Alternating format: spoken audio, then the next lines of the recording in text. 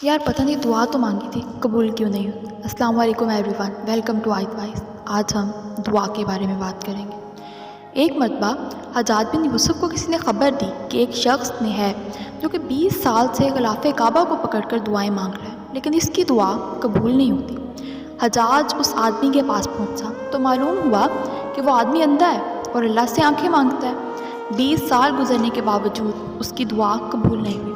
तो हज्जाज ने उससे कहा कि अल्लाह ने तुझे आंखें नहीं दी, लेकिन इसके अलावा कुछ ऐसी ख़ास चीज़ ज़रूर दी होगी जो आँखों का नेमुल बदल होगी। इसने जवाब दिया कि नहीं, मुझे आंखें तो मिली नहीं, लेकिन नेमुल बदल भी नहीं मिला। तो हज्जाज ने इसको अपनी तलवार देते हुए कहा कि अच्छा, ये मेरी तलवार रखो, मैं 3 दिन बाद यहीं काबा के पास आऊँगा। अगर तेरी आंखें वापस ना आई हुई तो तुझे कत्ल कर दूँगा। 3 दिन बाद जब हज्जाज वापस आया तो इस शख्स की बिनाई वापस आ चुकी थी। तो हज्जाज ने कहा कि अब तुझे मालूम हुआ कि दुआ मांगने का तरीका क्या है। हमारे एक दोस्त को 1 साल पहले सरतान यानी कि कैंसर हुआ था। बताते हैं कि मैं जिस अस्पताल में था वहाँ एक शख्स आया, इसको भी सरतान था। डॉक्टर्स ने कहा कि आपके इलाज पर इतना खर्चा आएगा। इसने कहा कि मेरे पास तो इतने पैसे नहीं हैं। किसी ने इसको कहा कि अल्लाह से तहज्जुद में उठकर मांगो, अल्लाह ज़रूर पैसों का इंतज़ाम कर देगा।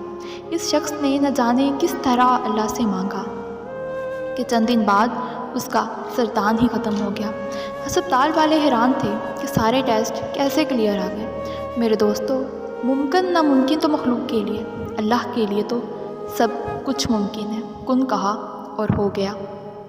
क्या आपको मालूम है कि फ़र्ज़ नमाज़ों और तहज्जुद में क्या फ़र्क है? फ़र्ज़ नमाज़ों के लिए इंसान मनादी यानी कि आज़ान देता है, जबकि तहज्जुद के लिए अल्लाह ताला मनादी देता है।